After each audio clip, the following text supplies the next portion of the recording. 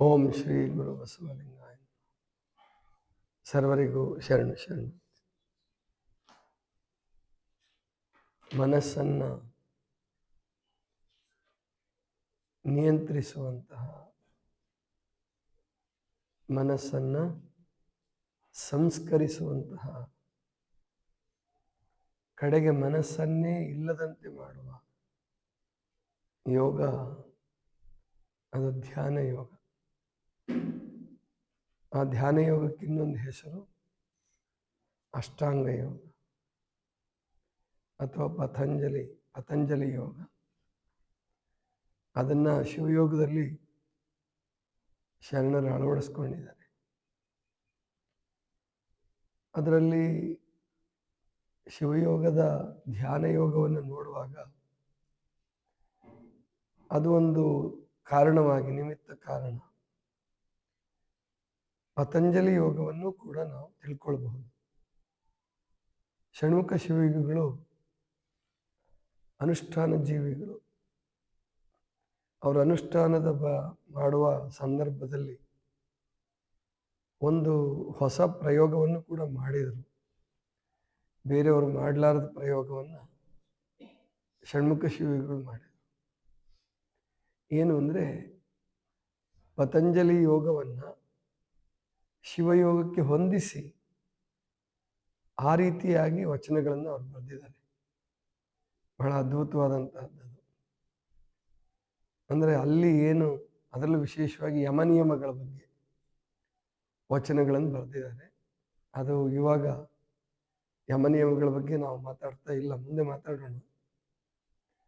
ಮೊಟ್ಟ ಮೊದಲು ನಾವು ಯೋಗ ಅಂದರೆ ಏನು, ಯೋಗದ ಉದ್ದೇಶ ಏನು, ಯೋಗಕ್ಕೆ ಅಡಚಣೆಗಳು, ಅಂತರಾಯ ಅಂತ ಕರೀತಾರೆ, ಅದು ಏನು ಅನ್ನೋದನ್ನೆಲ್ಲ ಪತಂಜಲಿಗಳ ಸೂತ್ರದ ಆಧಾರದ ಮೇಲೆ ತಿಳ್ಕೊಳ್ತಾ ಇದ್ದೀವಿ.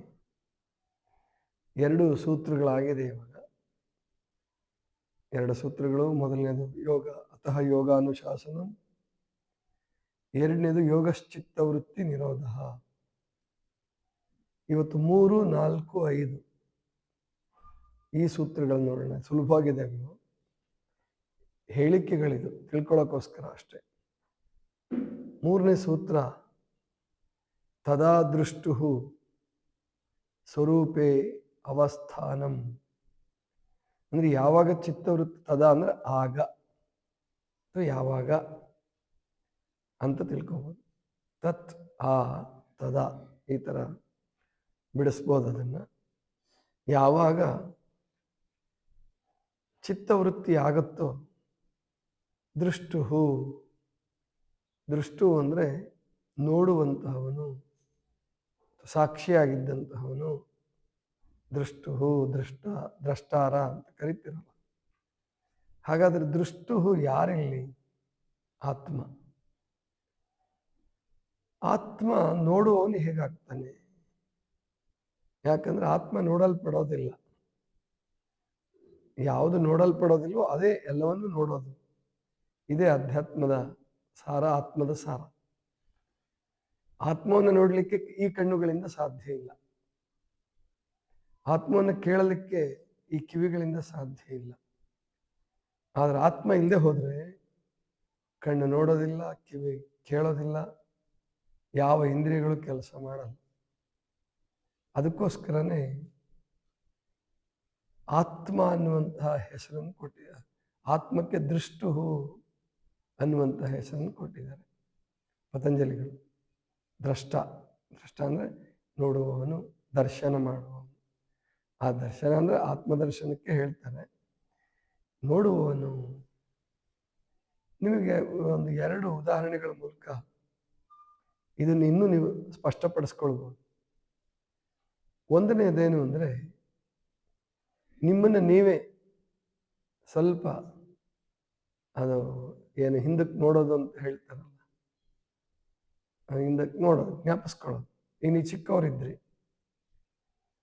ಚಿಕ್ಕವರು ಅಂದರೆ ನಿಮಗೆ ಯಾವಾಗ ಜ್ಞಾಪಕ ಶಕ್ತಿ ಶುರುವಾಯಿತು. ನಾವು ಜ್ಞಾಪಕ ಶಕ್ತಿ ಇಲ್ಲದೆ ಇದ್ದಾಗಲೂ, ಹೊರಗಿನ ಪ್ರಜ್ಞೆ ಇಲ್ಲದೆ ಇದ್ದಾಗಲೂ ನಾವು ಕೆಲಸ ಮಾಡ್ತಿರ್ತೀವಿ. ಮಗು ಇದ್ದಾಗ ನಗೋದು, ಅಳೋದು, ಕೈ ಆಡಿಸೋದು ಕಾಲಾಡಿಸೋದು ಎಲ್ಲ ಮಾಡ್ತಿರ್ತೀವಿ. ಆದರೆ ನಮಗೆ ಏನು ನೆನಪಿರಲ್ಲ. ಸ್ಪಂದನ ಮಾಡ್ತಿರ್ತೀವಿ, ನಮಗೇನು ಗೊತ್ತಿರಲ್ಲ. 2 ವರ್ಷ ಅಥವಾ 1.5, 2, 2.5, 3 ವರ್ಷಕ್ಕೆ ಹಿಂದೆ ಸ್ವಲ್ಪ ನಿಧಾನ ಆಗ್ತಿತ್ತು. ಇವಾಗ ಸ್ವಲ್ಪ ಬೇಗ ಬೇಗ ಬಂದ್ಬಿಡುತ್ತೆ ಮಕ್ಕಳಿಗೆ. ಯಾಕಂದರೆ ಇವಾಗೆಲ್ಲ ಫಾಸ್ಟ್ ಏಜ್, ಇದು ಎಲ್ಲ ಸ್ಪೀಡ್, ಎಲ್ಲದು ಬೇಗ ಬೇಗ ಆಗೋಗುತ್ತೆ. ಮಗುವಿಗೆ ಬೇಗ ತಿಳಿಯಕ್ಕೆ ಶುರು ಆಗುತ್ತೆ. ಆ ತಿಳಿಯುವ ಪ್ರಸಂಗವನ್ನು ನೆನಪಿಸ್ಕೊಳ್ಳಿ ನೀವು. ನಿಮಗೆ ಯಾವಾಗ ಮೊದಲನೇ ಅಕ್ಷರ ತಿದ್ಸಿದ್ರು ಕೈ ಹಿಡ್ಕೊಂಡು, ಆವಾಗಲೂ ನೀವು ಪ್ರಜ್ಞೆ ಇತ್ತು ನಿಮಗೆ. ಆಮೇಲೆ 5 ವರ್ಷದವರಾದರೆ 6 ವರ್ಷದವರಾದರೆ ಶಾಲೆಗೆ ಸೇರಿಕೊಂಡ್ರಿ, ಆಗಲೂ ನೀವು ಪ್ರಜ್ಞೆ ಇದೆ, ನೆನಪಿದೆ. ನಿಮ್ಮ ಶರೀರ ಚಿಕ್ಕವರಿದ್ದಾಗ ಒಂಥರ ಇತ್ತು, ಮಗು ಇದ್ದಾಗ ಒಂಥರ ಇತ್ತು, ಶಾಲೆಗೆ ಹೋಗುವಾಗ ಒಂಥರ ಇತ್ತು. ಬೆಳವಣಿಗೆ ಆಗ್ತಾ ಆಗ್ತಾ ಆಗ್ತಾ ಮುಂದೆ ಬಾಲಕಾವಸ್ಥೆಗೆ ಬಂದ್ರಿ.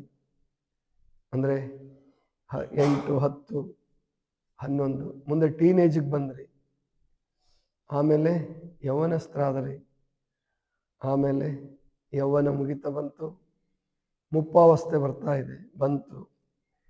ಈ ಎಲ್ಲ ಸಂದರ್ಭದಲ್ಲೂ ನೀವಾಗೇ ಇದ್ದೀರಿ.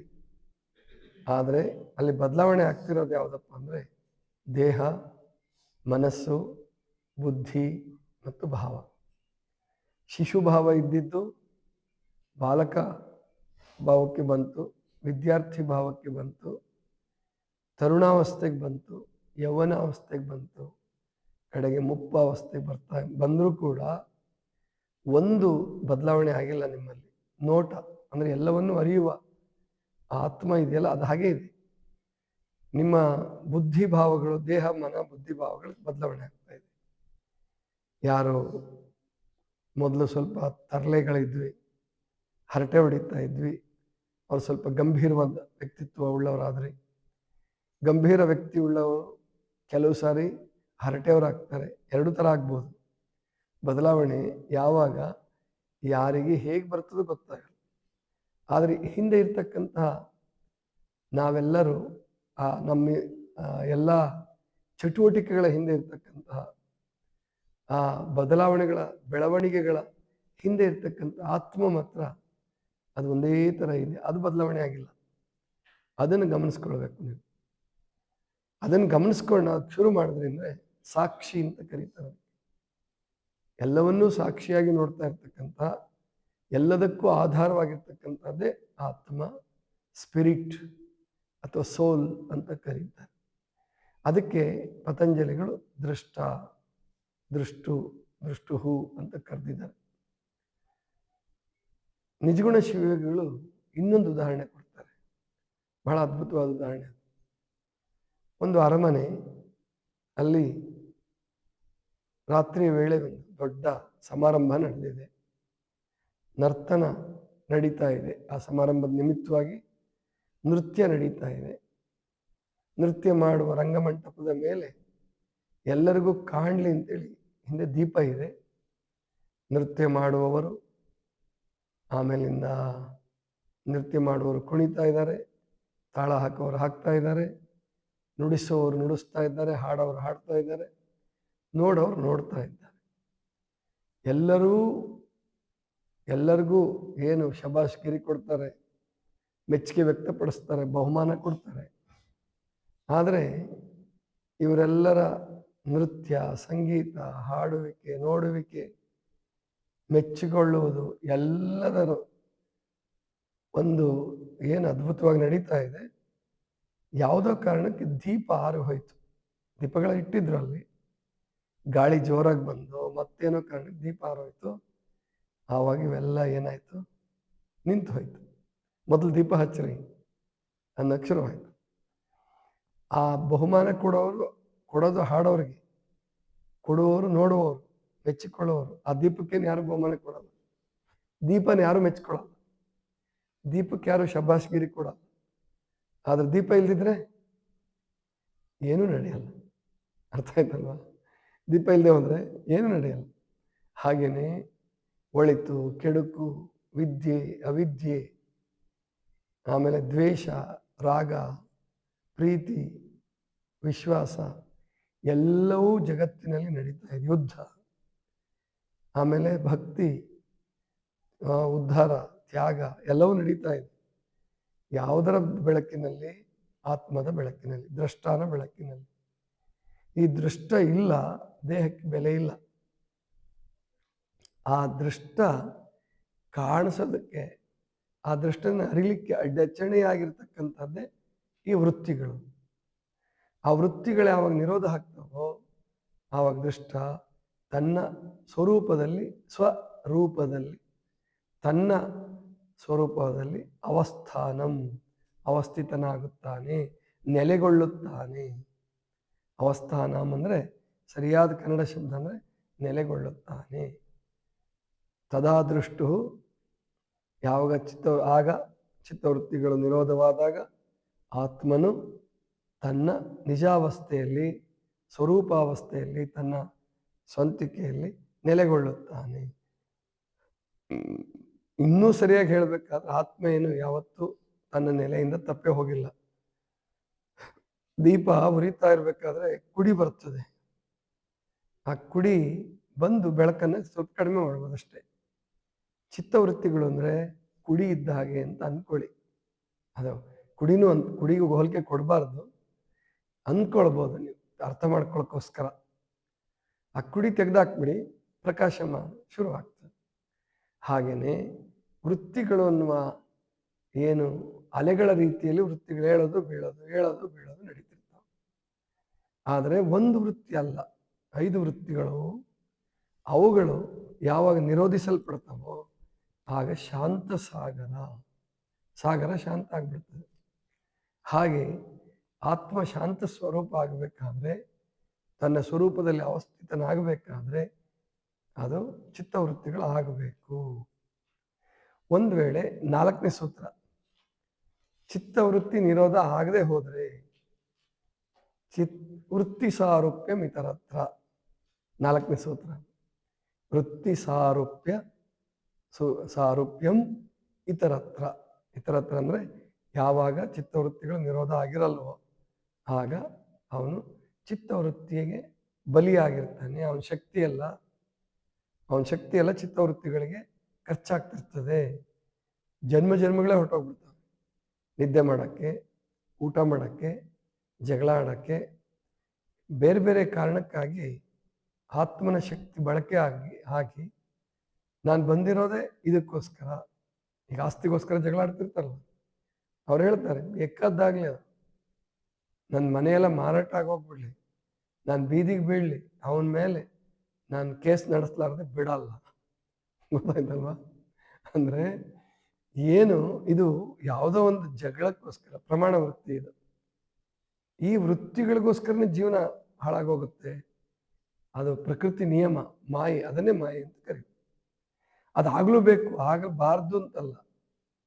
ಆಗಬಾರ್ದು ಒಮ್ಮೆಗೆ ತಗೊಂಡು ಬಂದು ಅವನಿಗೆ ಉಪದೇಶ ಮಾಡಿಬಿಟ್ಟು ಮಠದಲ್ಲಿ ಕೂರಿಸಿ ಅಥವಾ ಕಾಡಲ್ಲಿ ಕೂರಿಸಿ ಯಾರನ್ನು ಯೋಗಿ ಮಾಡ್ಲಿಕ್ಕೆ ಆಗಲ್ಲ. ಅವನಿಗೆ ಸ್ವತಃ ಕಷ್ಟ ಅನುಭವಿಸಿ ವೃತ್ತಿಗಳ ತಾಕಲಾಟದಲ್ಲಿ, ಹೊಡೆದಾಟದಲ್ಲಿ ಆತ್ಮ ಸಂಸ್ಕಾರ ಆಗಲೇಬೇಕು, ಕಷ್ಟ ಬರಲೇಬೇಕು, ಆ ವೃತ್ತಿಗಳ ಅನುಸಾರವಾಗಿ ಹೋಗಲೇಬೇಕು, ಅದು ಅನಿವಾರ್ಯ. ಯಾರು ವೃತ್ತಿಗಳಿಂದ ಸಾಕಾಗಿದ್ದೀರಿ, ಆ ವೃತ್ತಿಗಳ ಹೊಡೆದಾಟದಿಂದ ಅವುಗಳ ಏಳುವಿಕೆ ಬೀಳುವಿಕೆಯಲ್ಲಿ ಹೈರಾಣಾಗಿದ್ದೀರಿ, ಅವ್ರು ಮಾತ್ರ ಈ ಕಡೆಗೆ ಬರೋಕ್ಕೆ ಇಷ್ಟಪಡ್ತಾರೆ. ಅದಕ್ಕೆ ಅಧ್ಯಾತ್ಮ ಜೀವಿಗಳು ಬೇರೆ ವಿಜ್ಞಾನ ಪ್ರಚಾರ ಮಾಡ್ದಂಗೆ, ಮತ್ತೊಂದು ಪ್ರಚಾರ ಮಾಡಿದ ಕ್ಷಣಕ್ಕೆ ಇದು ಬಹಳ ಜನರಿಗೆ ಮುಟ್ಟುಬಿಡುತ್ತೆ ಅಂತಲ್ಲ, ಅದರರ್ಥ ಪ್ರಚಾರ ಮಾಡಬೇಡಿ ಅಂತಲ್ಲ. ಆದರೆ ಗೊತ್ತಿರಲಿ, ಇದಕ್ಕೆ ಬರೋರು ಯಾವಾಗಲೂ ಕಡಿಮೆ ಜನ. ಲಕ್ಷಕ್ಕೊಬ್ಬ ಭಕ್ತ, 1000ಕ್ಕೊಬ್ಬ ಸತ್ಯ, ಲಕ್ಷಕ್ಕೊಬ್ಬ ಭಕ್ತ, ಕೋಟಿಗೊಬ್ಬ ಶರಣ.